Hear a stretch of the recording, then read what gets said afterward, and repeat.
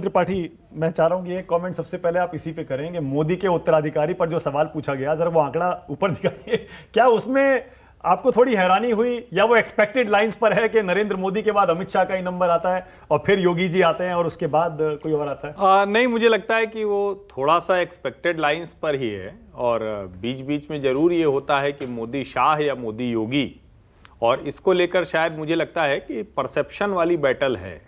लेकिन मोटा मोटा अगर कहें तो दरअसल भारतीय जनता पार्टी में उत्तराधिकार की लड़ाई कुछ इसी तरह की है जैसी दिख रही है। ओके। मतलब 29% और 26%, और लेकिन 15% लोग नितिन गडकरी को भी देख रहे हैं। तो मुझे सबसे रोचक तो ये लग रहा है क्योंकि मोदी शाह और मोदी योगी, कहा ही जाता है कि भारतीय जनता पार्टी का ये मोदी शाह युग है।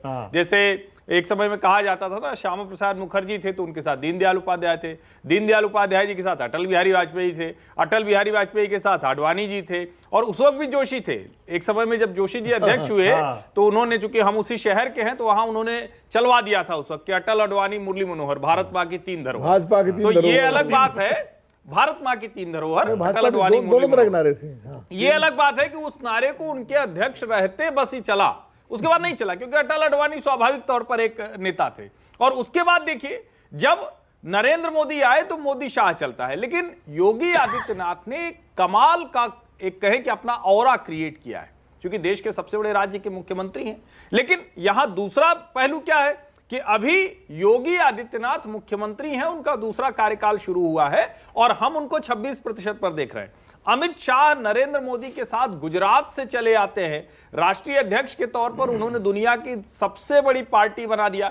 जिस तरह का ऑर्गेनाइजेशनल स्ट्रक्चर उन्होंने तैयार कर दिया है, जिसको आजकल हम कहते हैं ना कि भाजपा 24/7 इलेक्शन मशीनरी रहती है, तो उसको अगर एक आदमी को क्रेडिट देंगे तो अमित शाह को देंगे। पर वो तो मुझे लगता है कि मास लीडर नहीं है शायद, इसीलिए उनका 29%। लेकिन कमाल की बात यह है कि पिछले कुछ समय में अगर आप ध्यान से देखें तो शायद इस बात को अमित शाह भी एहसास कर रहे हैं और वो कोशिश भी हो रही है।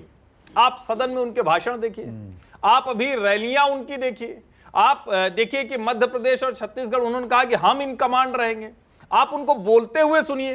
तो मुझे लगता है कि शायद उनको भी ये पता है कि अब ये चर्चा होने लगी है कि मोदी का उत्तराधिकारी कौन। लेकिन एक सवाल का जवाब मैं दूंगा तो मुझे आंकड़े रोचक नहीं लग रहे हैं मानक जी, मुझे एक शक्ल रोचक लग रही जिसका नाम है नरेंद्र मोदी।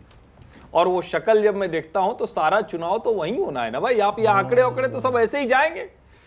राहुल गांधी नरेंद्र मोदी के सामने 1/3 के नीचे, और नेहरू जी तो जाने कहां। अब चुनाव तो आज ही होना है ना, विनोद जी ने बड़ी अच्छी बात कही, मैं उससे पूर्णतः सहमत हूं कि जब जो वक्त होता है, लेकिन चुनाव तो आज होना है ना। तो आज के वक्त मतलब 7-8 महीने, मतलब आज इस कालखंड में आज के समय में नरेंद्र मोदी इतनी बड़ी शख्सियत हैं कि स्वतंत्र भारत के सारे प्रधानमंत्री उनके आगे बहुत कमतर दिखते हैं। अगर इंदिरा जी और अटल जी को छोड़ दें तो शायद कोई दिख ही नहीं रहा है। तो मतलब 41-43% ये जो वोट शेयर है, इसमें आप कुछ नहीं देख रहे?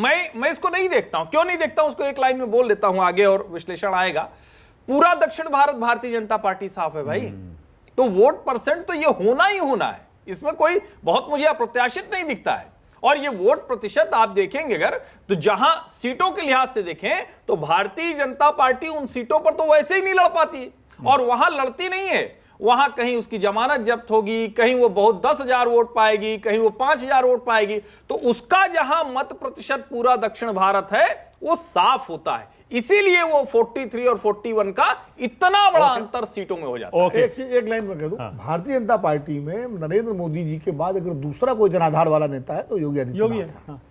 अमित शाह जी पर नंबर इसलिए ज्यादा है कि वो राष्ट्रीय राजनीति में हैं, तो राष्ट्रीय राजनीति में मोदी जी के साथ हैं, तो जाहिर है स्वाभाविक रूप से अगर राष्ट्रीय स्तर पर लोग सोचेंगे तो मोदी के बाद अमित शाह, जैसे अटल जी के बाद आडवाणी, तब कोई मोदी जी का नाम नहीं लेता था अटल जी के जमाने में। अब 98-99 में अगर सर्वे करते कोई मास लीडर है या नहीं है विनोद जी, ये कैसे तय होता है? जब वो अपने दम पर चुनाव जिताकर लाए, या तो राज्य जिताकर लाए या फिर देश जिताकर लाए, तभी होता है ना। ऐसे तय होता है कि जब उसके नाम पर वोट पड़े, लोग उसको वोट दें। कहने का मतलब, अगर अमित शाह, मान लीजिए जब नरेंद्र मोदी दिल्ली आए, अगर अमित शाह गुजरात में ही रह जाते और वहां के सीएम बन जाते और वो अपने दम पर गुजरात जिता कर लाते, पहले से ज्यादा सीटें जिता कर लाते, ये सब एक हाइपोथेटिकल गुजरात का उदाहरण थोड़ा सही इसलिए नहीं होगा कि गुजरात तो मोदी जी की छाया में ही रहता, चाहे अमित शाह जी वहां रहे चाहे भूपेंद्र पटेल रहे। अब 156 सीटें भूपेंद्र पटेल के कार्यकाल में आई हैं। हाँ। आगे भविष्य में कहा जाएगा जैसे माधव सिंह सोलंकी के टाइम में 149 आई थी, हालांकि वो राजीव गांधी इफेक्ट था जो 415 का, लेकिन माधव सिंह सोलंकी का नाम लिया जाता है।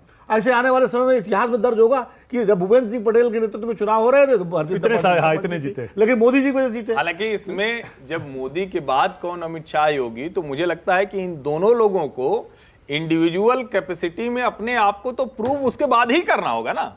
अभी तो जो कुछ है वो योगी जी ने तो कर मोदी दिया ना। की शक्ति योगी जी तो चुनाव जिता के ले आए। मैं यही कह रहा हूं, देखिए एक आदमी का ऑर्गेनाइजेशनल स्ट्रक्चर में जोड़ नहीं, देश में चुनाव जिताने में जोड़ नहीं। एक आदमी है जिसकी छवि आज की तारीख में मोदी के बाद सबसे ज्यादा रैलियां मांगी जाती है, तो योगी आदित्यनाथ। भाजपा के पास एक तरह से कहें कि बहुत बेनिफिट है कि दो ऐसे नेता उसके पास हैं जो ऑर्गेनाइजेशन और मास दोनों लीडरशिप के तौर पर बहुत। अच्छा, मुझे पता है आशुतोष एकदम बेताब